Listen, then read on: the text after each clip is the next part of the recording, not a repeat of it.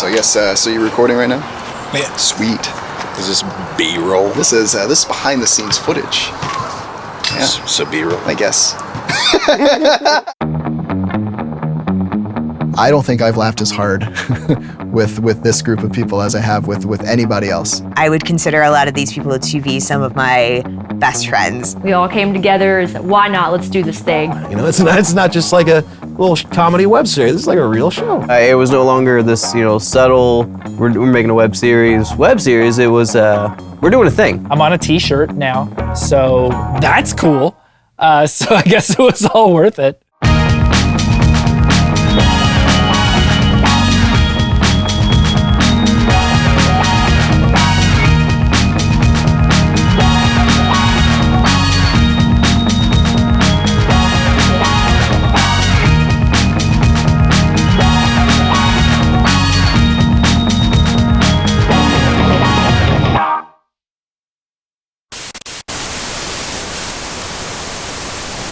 Ever since I was little, I've loved telling stories.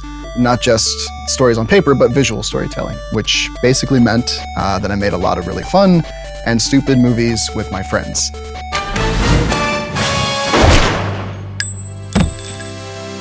And once I was like 23, 24, I realized that this is something that isn't going away. So I took it upon myself to try to get better. And that kind of eventually led up to Zach Cooper's Epic Speedrun. And that's where we took things to the next level, pun intended.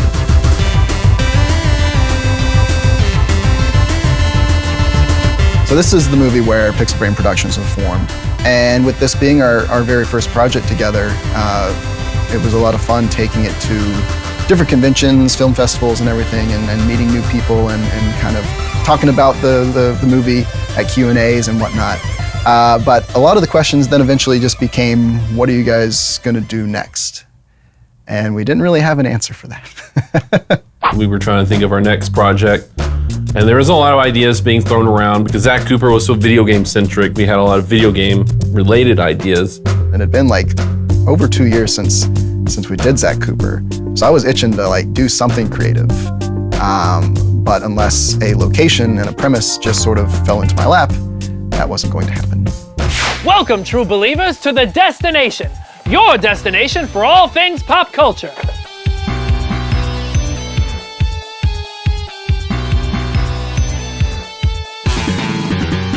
I came across a business card to the destination, which of course Brian Barrow's name was on there. And I met with him and we were kind of talking about Zach Cooper and he wanted to put it on the shelf. Then just one thing led to another and I said, if you ever want a location to film in, you can use my shop. And I don't remember the rest of the conversation at all because immediately all these explosions were going off in my brain like, holy crap, what can I shoot at this guy's store? I just put a bug in their ear, really. I just kind of told them, hey, use my shop if you ever need anything because I saw the talent that they had. Brian essentially gave me this blank canvas and I wanted to paint on it, but I needed to figure out exactly what that would be. So I needed to find the right premise and most importantly, the right people.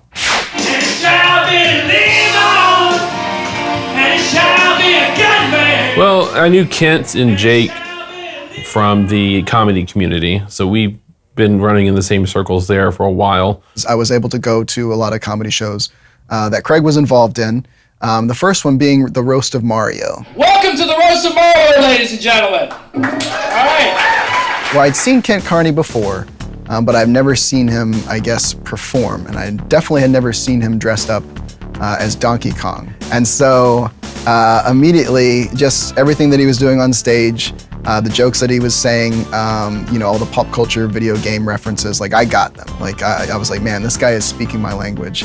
And if we're gonna work with any comedian, I definitely want him to be one of the guys. I knew he was an actor. Like I knew he had a performance background because unlike anyone else that did stand up, he was the only one that actually performed his jokes as opposed to just stood there and said them. I did theater for a long time. I did theater till since I was about 8 years old. And then about 6 years ago, I transitioned into stand-up comedy because I feel like in stand-up comedy, it's you can maintain sort of a level of failure that people come to expect of you. You're kind of expected to just be a failure and be okay with it. So I found that was more comfortable for me, so that's sort of where my focus has been mostly for the last 6 years. One thing that comes with making friends with comedians on Facebook is a lot of invite requests to a lot of comedy shows around town, and it's hard to get to every single one of them.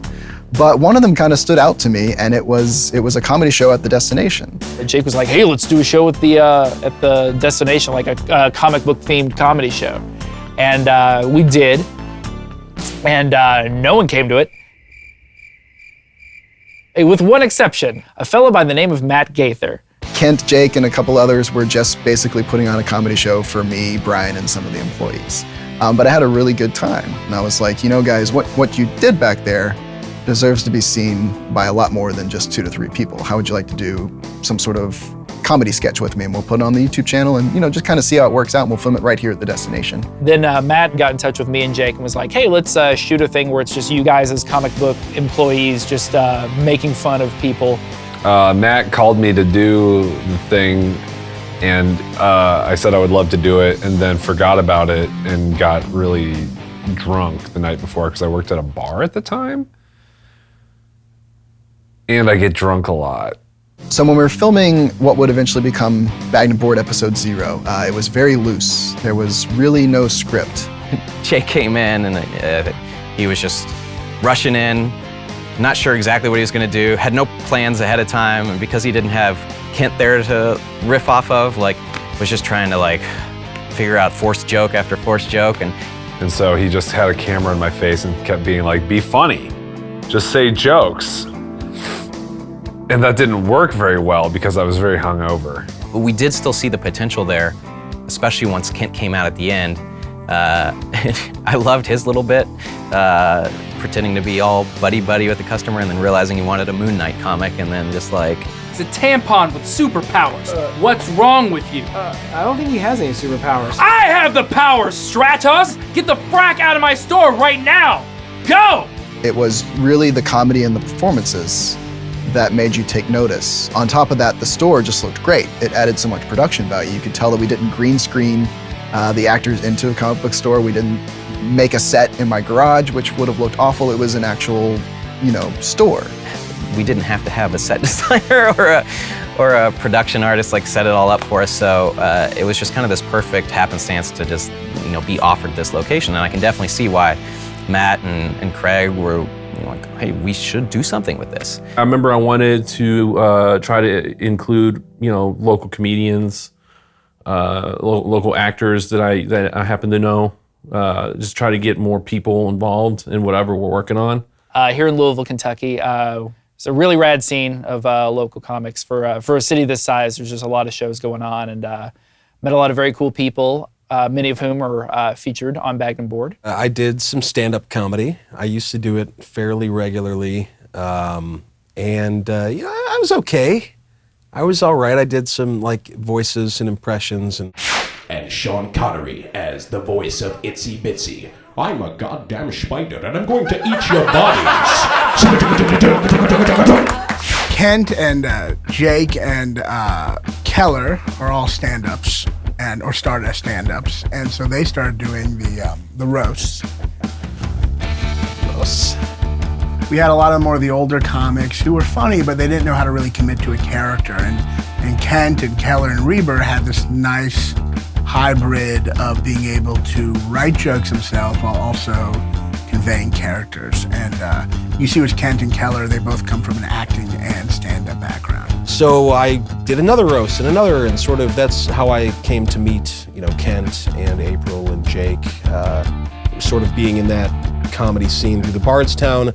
April had done a bunch of plays at the Bardstown and elsewhere. Yeah, I've been doing theater for a really long time.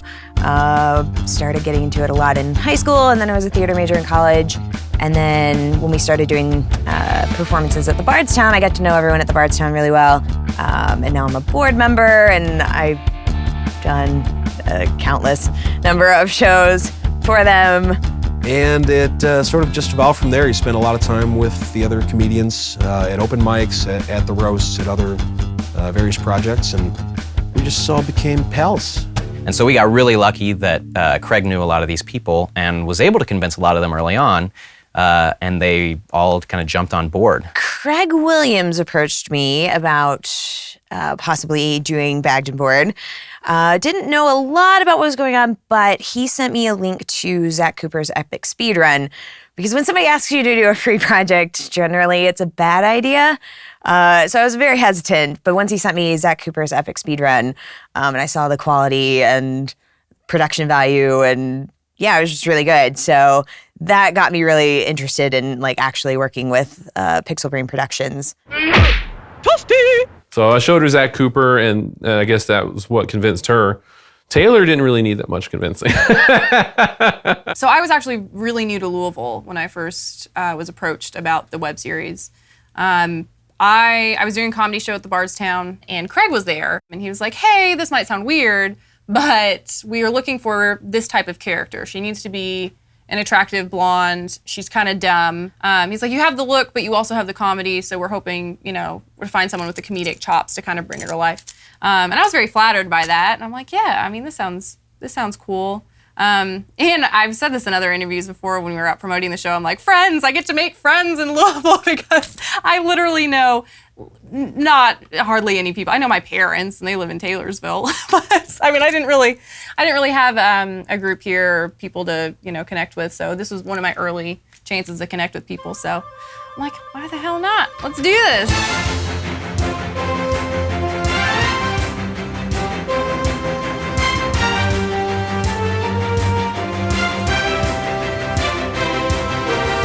Because we were shooting a lot of things at the destination, which is an actual business that runs and therefore has store hours, we had to shoot kind of around their schedules. So that would mean early mornings or late nights. Once we're 3 or 4 hours behind schedule, Matt will say, hey, come on, let's go. Because it takes that long to reel us all in.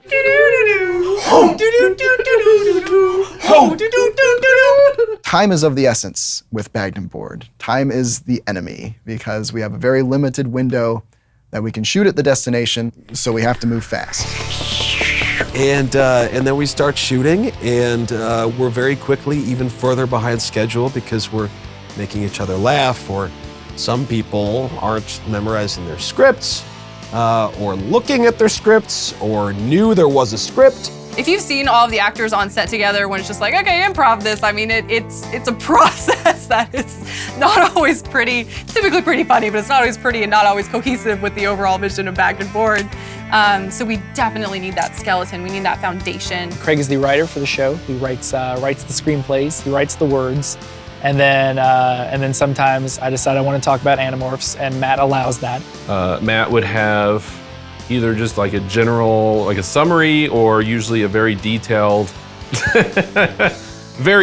outline of the beats of the episode. And so I would just basically, put it together in a coherent way for a rough draft.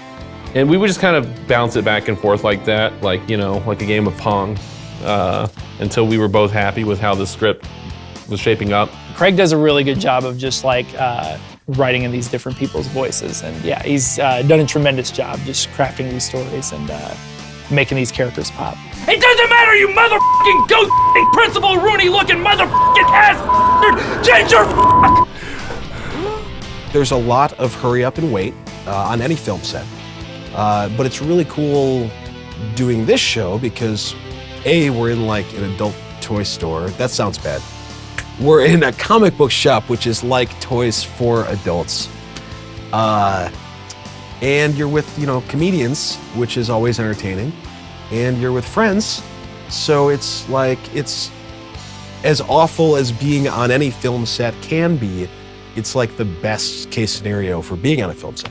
I think it's amazing that the show came in with a prepackaged set with everything that we needed, with the space that we needed, and with such flexibility from Brian as a store owner to let us use the space. I think that is just so fantastic for someone to be that generous and hand over a group of people trying to make an artistic project happen with nothing, essentially, and say, here, let me give you the biggest piece of the puzzle so that you can make this happen, and he did that. And I started to, get things like costumes and props, and of course, the thing that you always have to have on set, catering.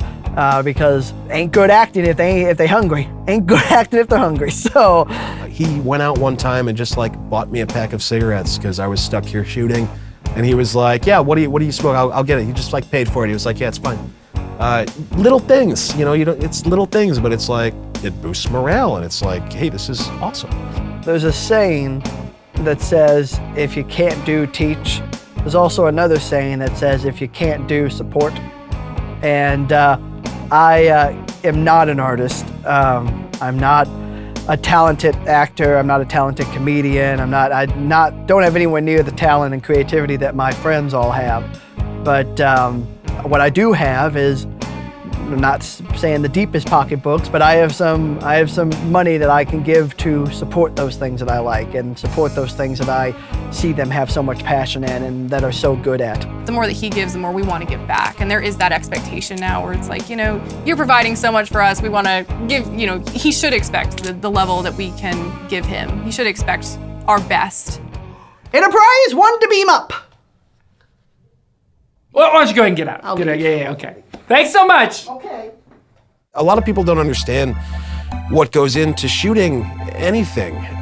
You know, you've got two people talking to each other, and so those are two different setups. You want to get over the shoulder from each person. So you can't just move the camera, you have to move the lights. You know, you have to make sure nothing's in the background that's going to be distracting. You have to make sure the audio's okay. You have to make sure that there aren't, you know, kids playing outside or, you know, cars revving their engines, which can just ruin a take, and then you have to do it over again. We actually have access to some sound studios, and we have access to Caleb and his talent. And Caleb has caught sound from the back of a car. He's caught sound from the sweaty warehouses. He's catching this sound right now. I pretty much do all things audio. I capture the audio on set. I do mixing and quite a bit of the sound design. New comic book day!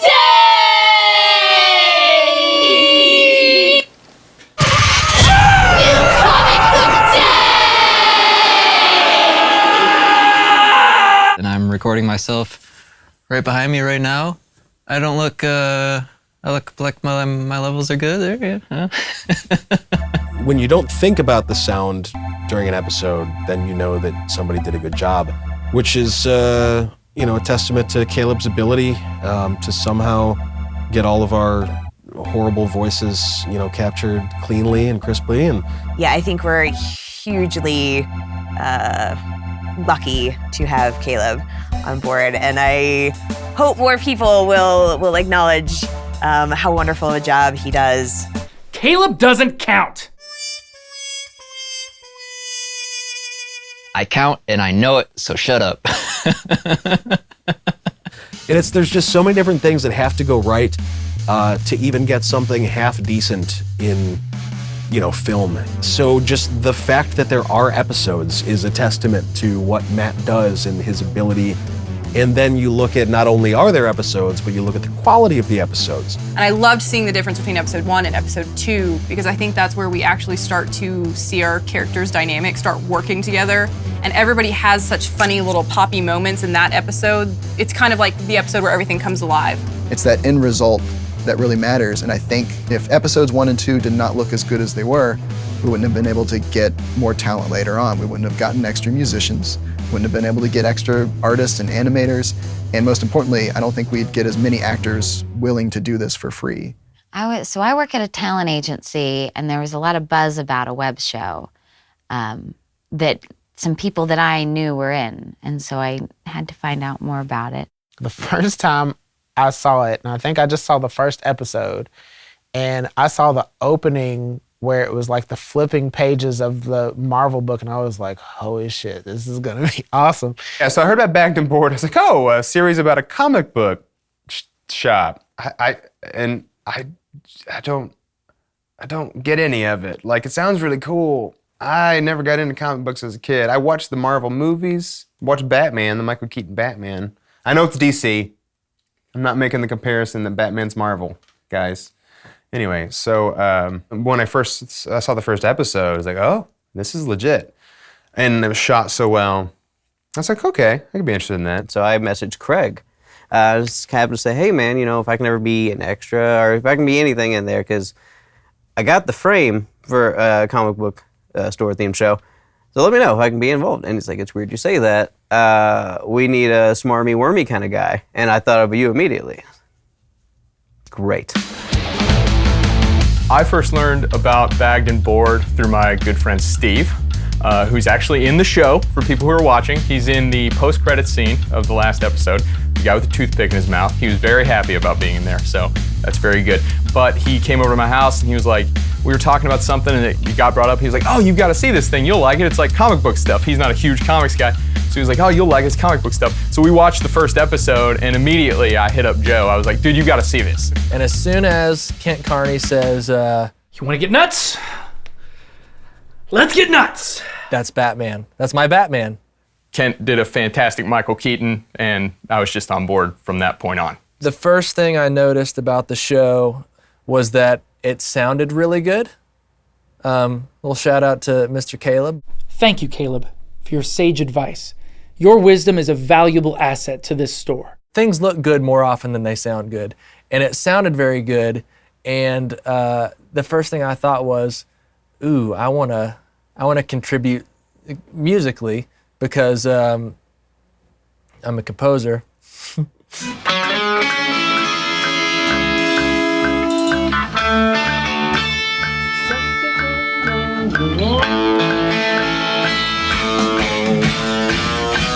So you have people creating music for the show, for specific moments in the show. That's HBO level shit. That's important. When Joe's music is inserted into the mix, it's like these episodes get an adrenaline shot and they become much bigger and grander than they have any right to be.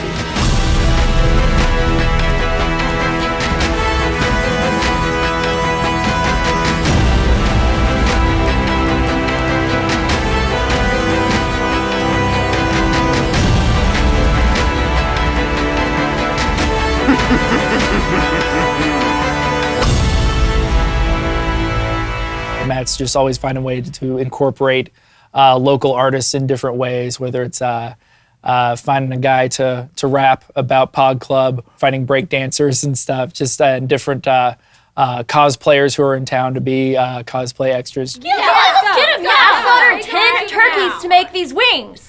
One of the things that I do with Pixel Brain is I shoot a lot of convention recap music videos. And one of our first ones was at the Louisville Arcade Expo, and that's where I met Kim, AKA Malicious Cosplay. I was in a female scorpion costume, I believe, and it was 2013. She's a lot of fun to work with, and the talent that she puts into these costumes is incredible. And I always wanted her to be able to, maybe do some costume design for us, like wardrobe, if you will. She's fantastic. So easy to work with, so accommodating of kind of my preferences as far as like what's okay for me to wear that I would be comfortable wearing, but still get kind of, especially with the S&M Moon outfit. S&M Moon was an interesting project. I was like, okay, it's a Sailor Fuku. I've done this before. Sure, I can do it.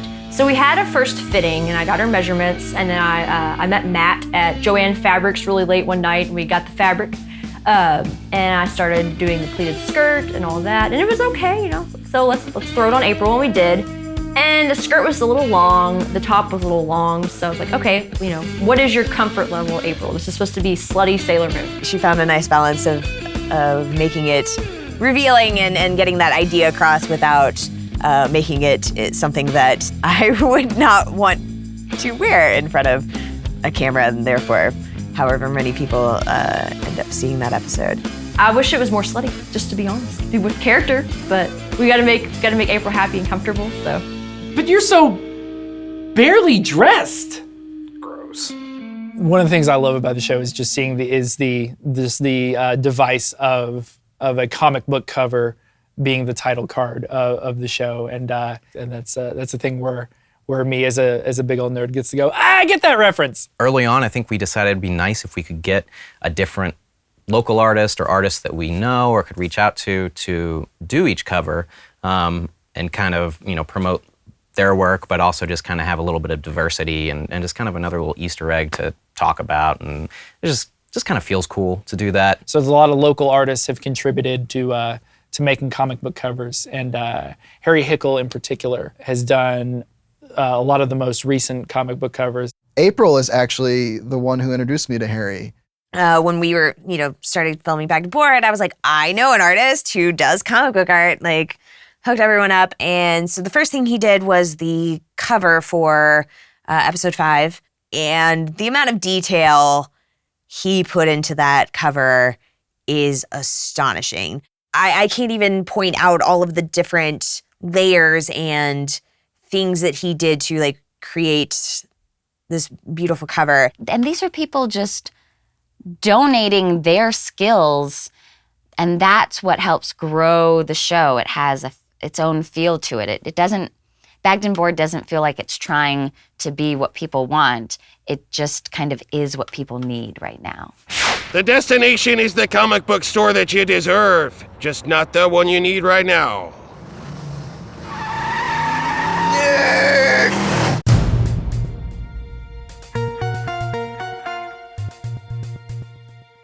Just talking about Pod Club now, like setting up for something like that was very nerve-wracking and intimidating, really.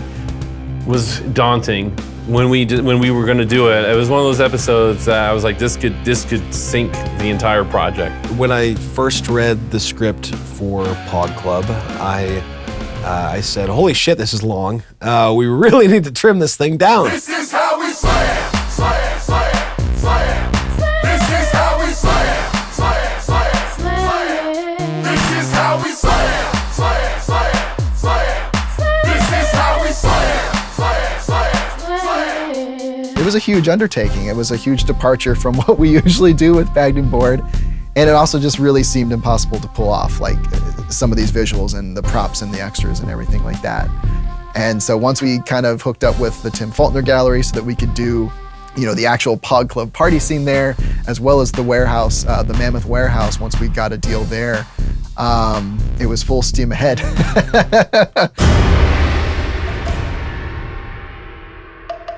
I can remember turning the corner and seeing the throne with the lights all around it and thinking, I've spent my entire life for this moment. I can't believe how cool this looks. We were on, like the top floor of an old wooden warehouse with no air conditioning for the entire day. I definitely would ask Matt pretty much every shot whether or not my legs were gonna be in the shot, because if they weren't, I was removing my pants, and so I would just have the hot dog costume on, because that was way cooler. Enough! Okay. People who know me well know that I love villains. I am a huge fan of villains, and I think it's just because it's not my natural personality. So I just like TV movie villains, specifically like 1980s movie villains are my love. So I look forward to it. And I've never acted in anything. I've never done, the only thing I've ever done is stand up. And so it was just a fun opportunity to kind of stretch and do something different. Not only that, but I got to, be a villain and not wear a shirt. It's great to work with someone who is that in shape and makes you feel that terrible about all of the decisions you've made in your life just by looking at him. So yeah, to see him on set in all of his chiseled glory while I was just overweight and looked like a hot dog did wonders for my self-esteem.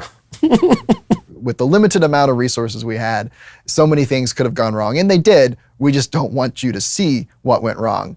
It all worked out perfect in the end. To the audience, it looks really good, and that's all that matters, and we're really proud of it. That's the sound it makes! That's the sound it makes! I just loved to be in basically like a superhero story, and it was like an origin story, and it was just this, good versus evil sort of. It was epic, it was this epic thing, and I got to do that. That's like it's like when I used to pretend that I was Spider-Man, as a little kid, or a week ago, more recently. It's this opportunity though to do something that you never think you'd get a chance to do, and it was so much fun. I think they're all good, but I think by episode 4, I think we all kind of acknowledged that we had really upped our game at that point. And episode 4 really sort of took the show out of its comfort zone and did some new and exciting things with it, and really just, started blowing the roof off the thing. And then episode 5 came out, and I wasn't sure how people would feel then, because episode 5 was not crazy. I was probably the most stressed out about shooting the Zoe specific episode, especially following Pod Club, taking the lead on an episode, knowing that my character's coming from a very different place and it's a much more emotional episode. I was definitely nervous about making it as good as what everybody else had done. I think that episode 5 was the one for me where the script really focused on character in a nice way, in a way that wasn't primarily about the comedy. It focused on the character of Zoe in a nice way, and the story felt like it was relaxed into itself and didn't need to, hit you with a joke or whatever. It was like standing on the strength of, no, you care about Zoe at this point, so we're just gonna show you what happens to her. You don't think you're gonna get sad at a bagged and board screening? Oh my gosh. It's one of those things, it's almost like a magic trick. This entire time they've been watching this goofy show, this episode comes along and they suddenly realize they care about these characters and they didn't know when it happens. It's when did this happen? I care what happened to Zoe. I care where she's been and where she's going. And from a music standpoint, that was kind of a game changer for me in how I thought about the episodes, I guess. When you get to Zoe's episode, we're hitting very real life issues. I think a lot of people can relate to having problems with family, maybe not having sex twins necessarily.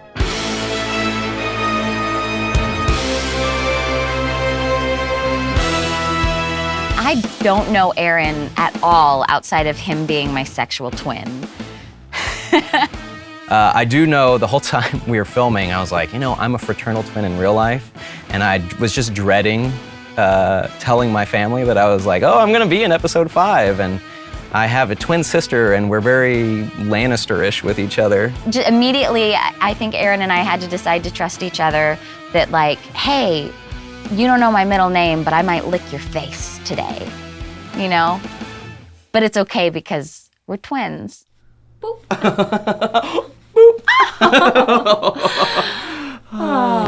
And once you decide to own that weird twin bond that I think they are the only twins in the world that have, it gives you a lot of freedom.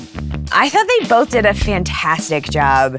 Their intro scene, their kind of Team Rocket homage, is one of my favorite things that we've done. And I believe the direction was something like, and maybe on this last take, strike a pose or do some weird twin stuff. They both were so committed and into what they were doing and this idea of the sex twins that it was really hard to be emotional and upset and mad at them while they're doing these ridiculous things in front of me. I think they really killed it.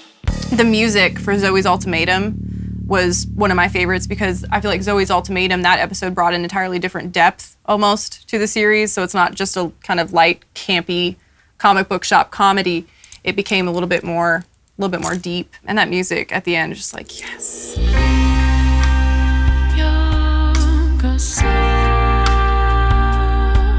Oh my God, I need that song in my life. I absolutely love that song. Just that end credit sequence with Zoe's theme with Can't Get You Out of My Head Chill Out playing, it's like, oh my gosh, this feels like such a thing. So when it starts out and with the teardrop coming down, I'm like, oh, it just hits you right in the heart. But then it gets happier too, so it kind of takes you on a little roller coaster here on how Zoe's feeling emotionally, I'm sure. And I think that song does it so well, especially with the credits in the background and the pictures to kind of, the song narrates you through it. I can't get you out of my head, y'all. Hey, y'all. You show up when I least expect it. Hey, y'all. Hey, y'all. Can't get you out of my head,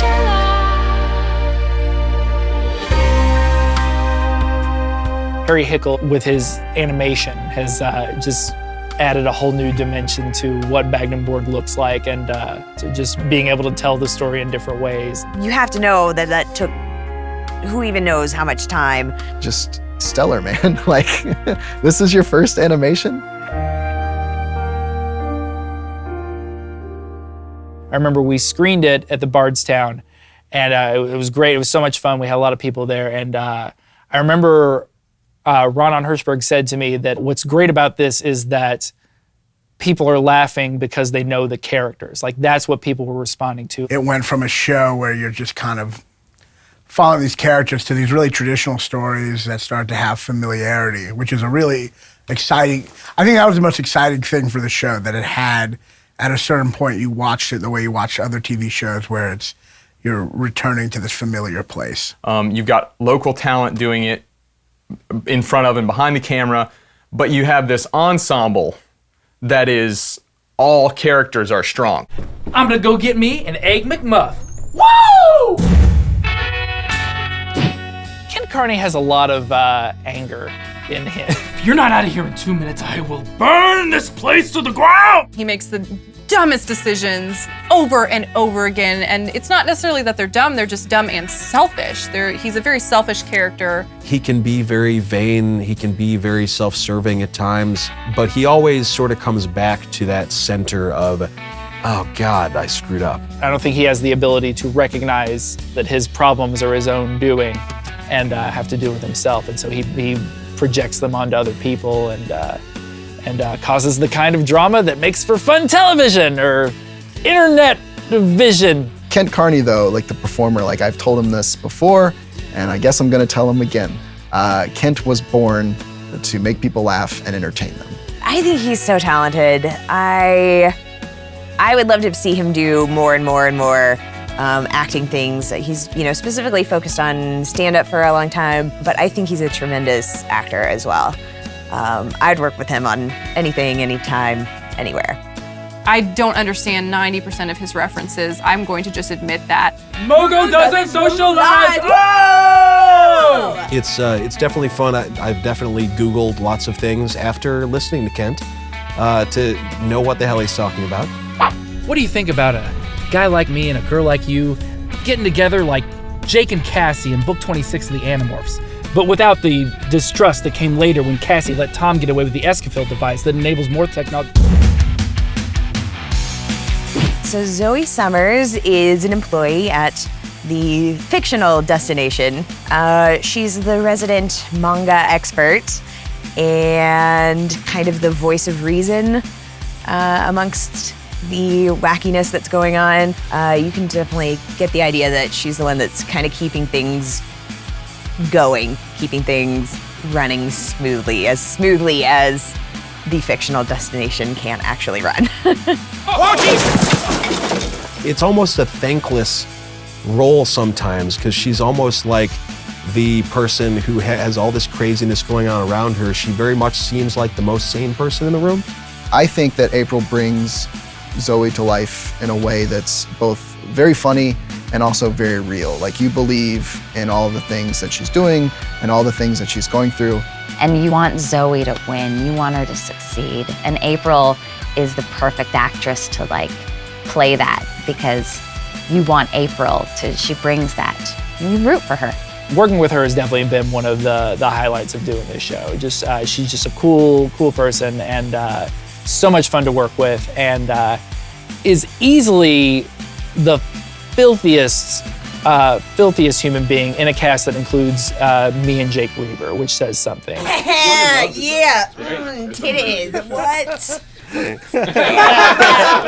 I think Kent and April are the most sort of human characters that we have, right? We spend probably arguably the most time with them. It's kind of their arc, whatever it is. It seems like it's kind of their arc. A lot of people, when I'm talking to them about the show, they want to know when Zoe and Kent are going to hook up. Are they gonna? Are they? Are they? Maybe. Who knows? Zoe and Kent have an interesting relationship. Hold that thought. He gave her a job when she really needed a job, and in doing that really gave her a family. So I think Zoe will always have a loyalty to Kent. Zoe is the one who sees the good person that Kent can be, and also is the one who's most likely to call him out when he's not being that person. She's always the one that's trying to make him see that maybe some of the choices he's making, in particular with his love life, are maybe not the best choices for him. But it seems like the only time you're interested in what I have to say is when I'm dressed like a slutty Sailor Scout. She has a good point, Ken. Jake's awesome. He is just as sarcastic as his character. I approach most lines like kind of like doing halfway between Bugs Bunny and Daffy Duck. It's like an antagonistic approach like Daffy, but he's kind of too cool like Bugs. So Jake's a much better person than his character, but those negative aspects or the abrasive qualities in Jake's character that you see on the show, those are very real. It is hard to separate the real-life Jake from the Jake on screen, the bagging board Jake. That's dumb. You're dumb for saying that. He's so intimidating. He's like, he's big, and he's got the hair, and the look, and the nose, and just all the things. No matter what the line is written, Jake can find a way to make it more Jake. and he will do that. Craig writes okay, like he's a good writer, but a lot of the fun of it is just ignoring what he's written and doing something else. I like to improvise. So when people quote me things that were just little things I did in the moment, like that's dumb, you're dumb for saying that, people really enjoy that. That's cool. Those are kind of my favorite things. A common description is Jake-like. So he's wearing a Jake-like shirt or says something Jake-like. And I think it really speaks volumes that he was able to create a character that then there is now an adjective for, if that makes sense. What? Learning about Veronica, one of the things that I really loved about her was that she is innocent. There's not a single mean or conniving bone in her body. She's like this innocent lost kid in a toy store. And it's just like, oh my gosh, what is this? What is that? And her eyes are just so big. Veronica wants to be there and wants to be doing the right thing, and maybe she doesn't quite get the references or, how paper works. But I mean, she's dumb. There's no getting around it. Veronica's very dumb. I was trying to explain her character to somebody, and I'm like, it's kind of like Penny from The Big Bang Theory if Penny had an IQ of like 12. I don't really understand the crazy way he sorts the comics. They're in alphabetical order. See, that doesn't make any sense. She doesn't have any idea about the comic book universe, and there's so much that all of the other employees know, back and forth, front to back, all the obscure spin-offs and fanfics and all of that, and she's just like, I don't know who the Flash is. I don't know. Taylor is a lot of fun to work with. She's a very positive person. She's just got a very good energy. Whatever ridiculous thing Matt and Craig get her to do, she's like, yeah, sure, walk around downtown in the Power Girl outfit, I'll do it. We were filming that scene in November and December, so it was kind of hard strolling downtown Louisville in my Power Girl outfit, holding hands with Kent. It's breezy, and I'm like, oh my gosh, my butt cheeks are getting a nice little kiss of Jack Frost today. So, and I'm not getting paid for this, so. Okay, let's move on. You know for what it's worth, so. No, Adam. You also have legs. I will kill you if you don't stop. You know how to use them. Go, next topic, Kent. It's like the ZZ Top song. What? What? I think Adam Shanks might be my favorite character. Oh, jeez. He has made Adam just this lovable idiot that you just want to see so much more of. Man, I just want to hang out with Adam Shanks. Like, I know Sean, I'm like, can you just be Adam Shanks? Like, can we go get drinks as Adam Shanks? You drink something weird? I think that's when you know you have a good character, when you know the real person, and you're like, I kind of want to hang out with that other guy. I look at Adam Shanks as a big, dumb puppy dog. I relate to that. And so, puppy dogs are not the smartest things, but they're gonna be there, and you know, something terrible could happen. You could have a bad day. You come home and it's still gonna be there wagging its tail and kind of looking at you like, hey, oh my gosh, it's you. And it's so great to see you. He always has the greater good in mind. He just goes about it with the best intentions, and it's always the wrong execution, but he tries so damn hard, and you can just see him so eager to please Kent, and he just wants to be the best damn manager out there. Oh, hi boss, you know, do we need me to, okay, you want me to go wear hot dog suit? Sure. Oh, I need to rescue a guy from getting murdered by pogs. Okay. He just does it with a smile and a little cute voice and his little bow tie. It's so adorable. No! And it's hard to believe that there was a time that Adam Shanks wasn't going to be walking around in a bow tie, a suit and suspenders, and he wasn't even going to talk like that. The idea had always been that he would be this sort of like stoner character who was like, hey, yeah, I'm Adam. Oh yeah, that's issue 475. I went to the store and they didn't have any eggs. It was a bookstore. You know, like just a really like weird, dumb, whatever, which could have been funny, but it all starts with a mustache. Thanks, buddy. I like your mustache too. I had a mustache and I was gonna shave and I was like, no, I'm gonna keep this mustache. And so then I threw on that outfit and I was just looking at myself in the mirror and I looked so geeky, you know, and just like so fat. Adam showed up the day of, just like, hey, I have a completely new take on this character, and he's gonna like have like a Fargo-y kind of accent. I wanted to kind of talk like this, and he would like be sort of weird. And Matt was like, I love it. Yeah, sure. We should have probably been shooting an hour ago, so I'm not gonna tell him to go home and change. I'm just like, all right, Sean, this is Adam Shanks now. I am talking about you.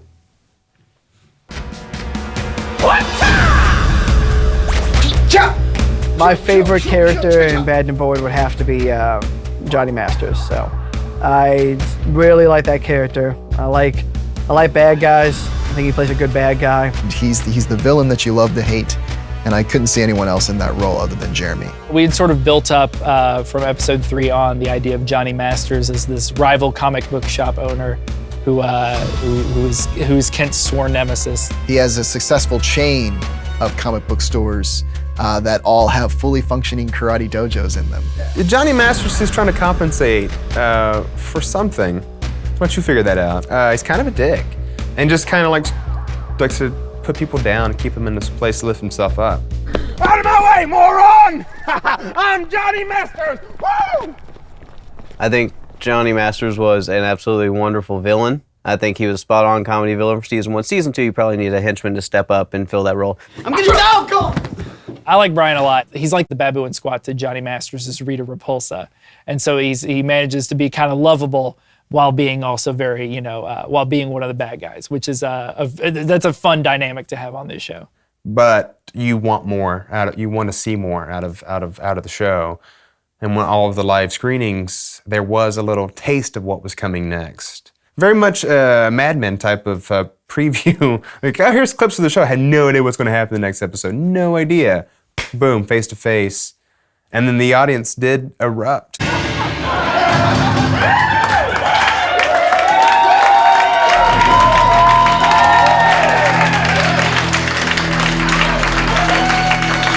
So yeah, we wanted to make sure we had an episode at some point in the season where Johnny and Kent have a confrontation. Matt was obsessed with having the characters fight. He wanted them to fight in action sequences. And I just felt like that just wouldn't work because these characters, none of them are fighters. I believe Matt brought up magic cards, like Magic the Gathering cards. But hell if I know how we're gonna make a Magic the Gathering fight interesting. Yeah, this Kuso combat's definitely a turning point where definitely starts off very, very kind of Clerks-ish, just like we're in a comic book shop and that's where we are. And then all of a sudden Matt's like, so we're gonna do some fight choreography. I knew ahead of time none of our actors are martial arts experts, and I'm not a fight choreographer. I had done some basic fight stuff, doing doing Julius Caesar in college. It wasn't a process that was entirely alien to me, but it was definitely definitely in the context of this show, not something I was expecting to have to do is martial arts choreography. So trying to find out a realistic way to stage any sort of fight scene while Zoe's wearing boxing gloves is kind of limiting, you know, because she can't. then there's later choreography with Johnny, and he's got a sword. So it's like, how do you choreograph fights where one guy is wearing boxing gloves and the other's got a sword? So there's a lot of things to go over. But I remember, you know, specifically the one with Kent and April, just kind of repetition, and then telling them, you know, even though it seems like you might mess up something, I'm gonna be shooting this from like 16 different angles. So we're gonna come up with something. Yeah, it's super fun to get to beat up Ken Carney, who wouldn't want to do that. I'd do that. I'd do that for free any day. If we have another episode where I can beat up Kent, that one's on me, guys. In order for a lot of those outdoor fight scenes to work, I knew that we couldn't just do it in someone's backyard or their farm. Aaron, on the other hand, he took like yearly camping vacations or whatever to this place called Red River Gorge. Matt had seen some of my pictures because I go maybe twice a year a lot, and I had found some cool places the last time I'd went, so he asked me if I could maybe be their guide. We could drive down there. It's about an hour and a half drive. We gathered up in Aaron's SUV and all went down to Red River Gorge, myself, Kent, Aaron, April, and Caleb. We would just like hike to a location and then fight.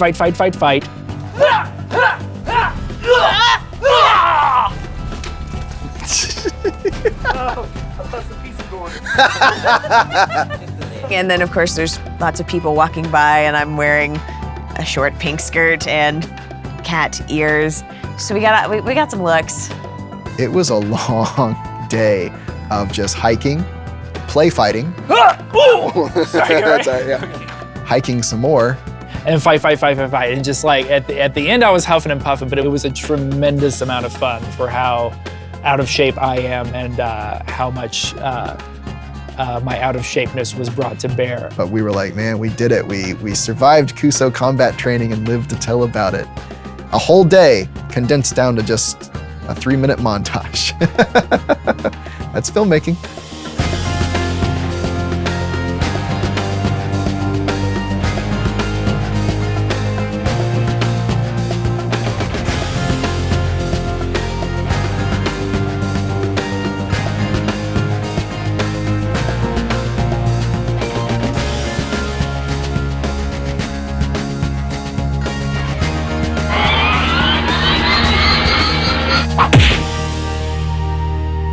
The other fight choreography that I loved was the fight scene with Jake and Kent in the store. Oh, Jake's chest shaving. What a glorious, glorious surprise that is when he takes that shirt off.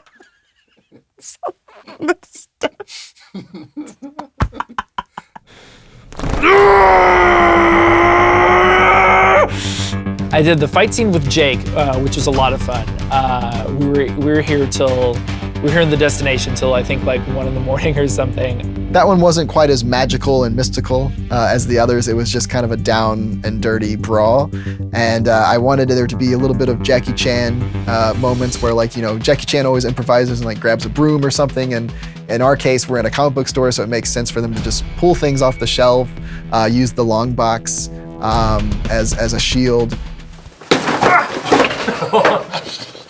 That didn't work like we thought. You all right?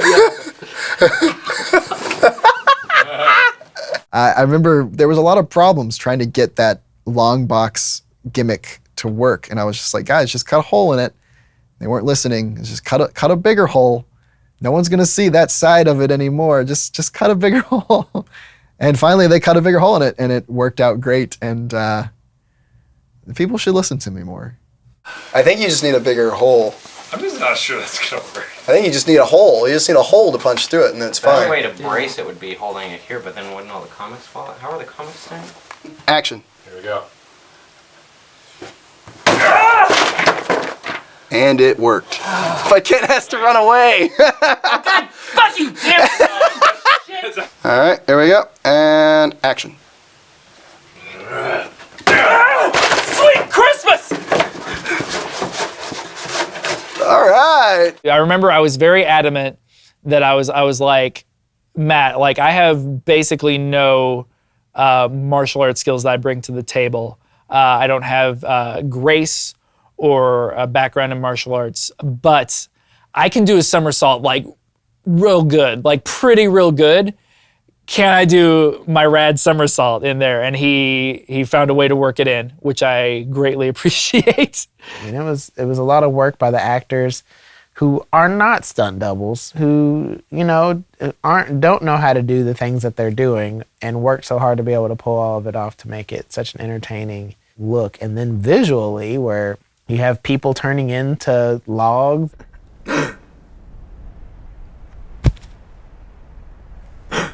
No. Oh yes. Aaron is responsible for all the special effects, all the cool green screen effects that we've got, which I like. Never would I have imagined from that like we would be doing these ridiculous combat sequences and stuff. And yeah, Aaron makes them look really amazing. I think my favorite one has to be just, you know, when Johnny gets the sword and he does his power all the way across it and it lights up and glows. I was just like, yes, I've seen so many anime where that happens and it's real life now. In the story, like his character is like, let me show you another, and it's like this is when Kent realizes he's screwed. And so the impact of that visual in the whole story itself also lends weight to it. So just him charging that up, you know, and seeing that sword just kind of get those purple flames and flicker and the light causing the lens flare and stuff, and all that just kind of makes someone realize, oh, okay, so this is more than just flaming boxing gloves and silly stuff like that. Like, things are getting intense. The special effects stuff too is pretty crazy. Some of the things that we've been able to have in the series, you know, stuff that previously I had thought you would need like a really big budget and like you'd need like ILM to come in and do, you know. We set a box of kittens on fire, you know, and we didn't have to. We could have done, Aaron could have done that on a computer, but we set a box of kittens on fire.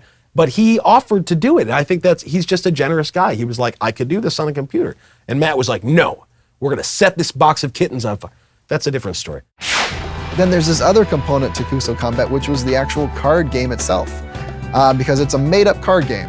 It's not real. In fact, Kuso itself literally means bullshit. I don't think we've ever told anyone that yet, but because I was like, Craig, what's Kuso mean? And he's like, oh, it's bullshit in Japanese. So we're literally making a bullshit combat game. It's not real. Nani? But all the illustrations, Harry did all those. I think he said that there was about 30, 40 different illustrations that he did. And at any given time, they only pop up on screen for maybe 2 to 3 seconds at best. And so much time gets poured into that. It's just incredible.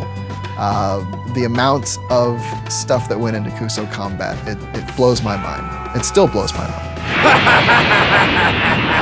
Shooting episodes 6 and 7 at the same time, yeah, it was a lot, but they were both so fun to film that I think if we tried to film 2 episodes earlier in the season at the same time, I think it would have been a lot harder than, you know, episodes 6 and 7 at the same time, because we kind of all knew everyone's personalities and what we were getting into and what was going to be required of us.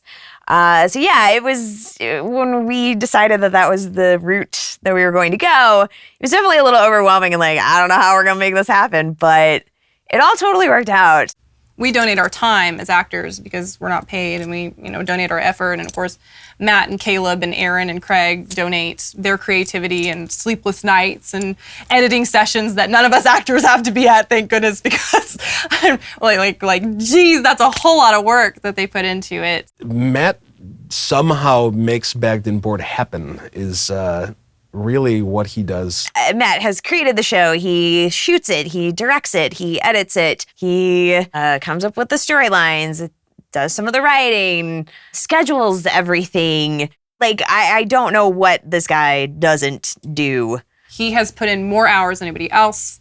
He has put in ridiculous amount of time, sweat, blood, tears. Obviously, logically, he's trying to put this production together and there's like 10 people running all over the place and he's got to be stressed out, but he always, like, that never shows. I've never seen him lose his patience or his temper with anyone, or even, you know, let that affect how he works, to a point that is almost annoying, to like a point where I'm like, just like any hint of negativity I can get out of him is like a personal victory. This is I don't know if you remember when one of the more pleasant things that Matt's had me do on these shoots. So,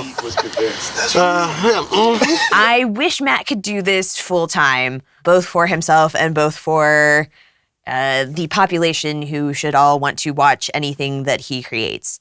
I don't think that there are a lot of people who could do what he has done.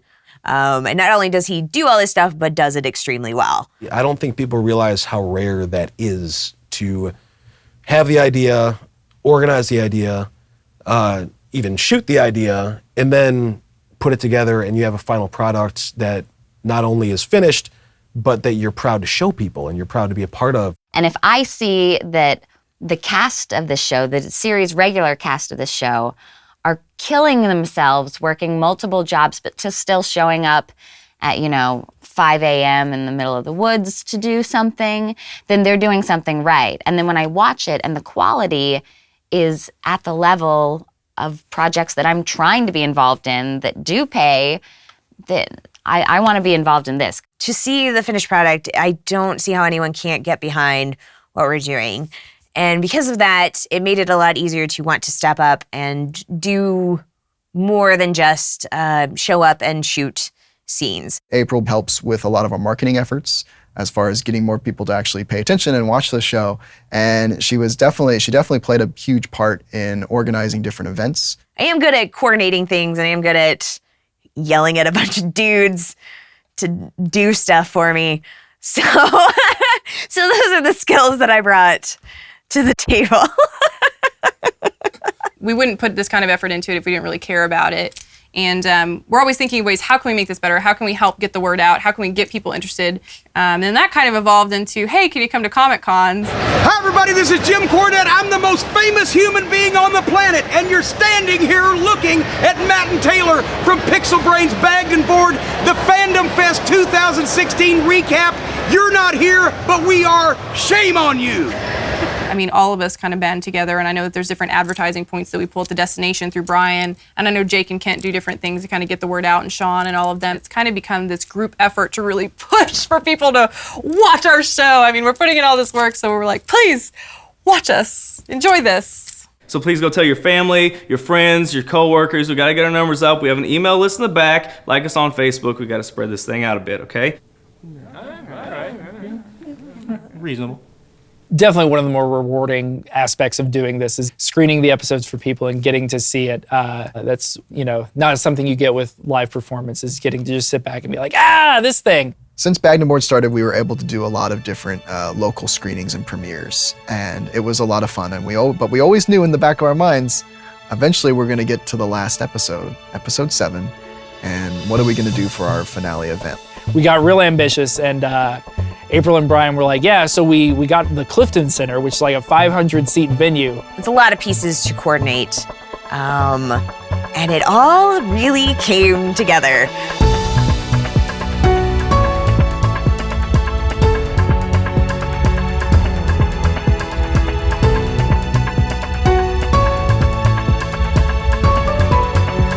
Seriously, tonight is all about you guys. Give yourselves a round of applause. Thank you so much for being here.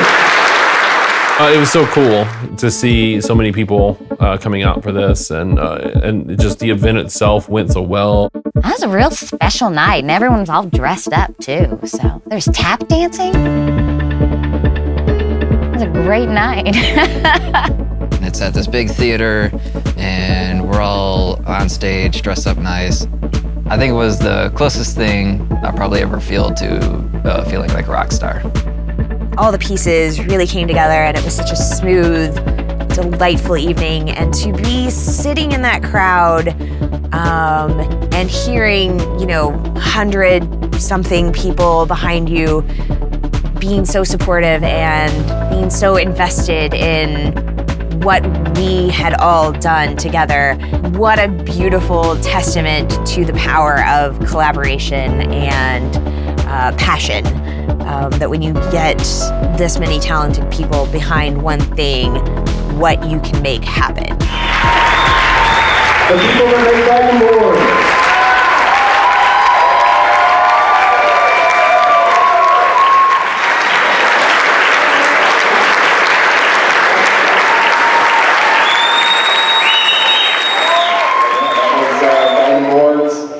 Final episode for the season. It's been a very, very long journey. Thank you all for sticking with it from beginning to end, and thank you all so much for supporting us. We appreciate it. Thank you so much.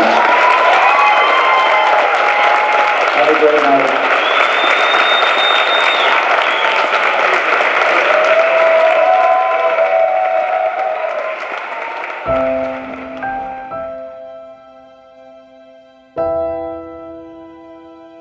I've found often that acting helps build friendships, just because you're just struggling together for a long time.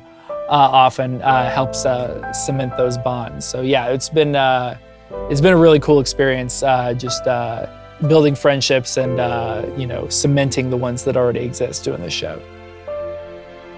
I don't think that the past 2 years of my life would have as many wonderful moments in it if it weren't for the people that I've met through doing this show.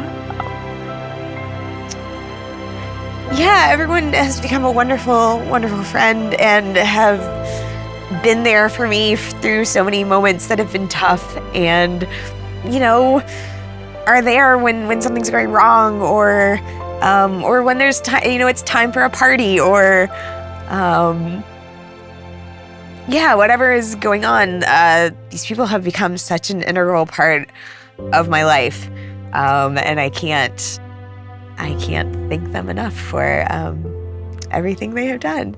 If it wasn't for Bagged and Board, I would not have been able to work alongside actors, comedians, writers, musicians, animators, illustrators, visual effects artists, you name it, it's all in Bagged and Board, and that wouldn't have happened without this show.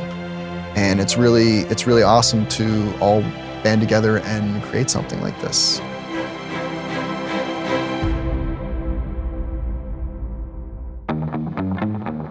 What would I like Bagged and Board to be remembered for? I think it'll be remembered as the first of 80 seasons. 20 years from now, like, hey, you remember when Sean fell out of the ceiling? Whatever the future may be, like, just for that to be recognized as like this amazing thing that happened. I think it serves as a very nice slice of the various talents that exist in Louisville. It's a small group of people that have put together an entire series out of thin air. If nothing else, this show has shown throughout the season that if you stick with it, you grow. People get on board, you get bigger, you get better. It's the little show that could. A do-it-yourself TV show. It's pretty intense. I want Bagged and Board to be remembered for that cool guy, Caleb.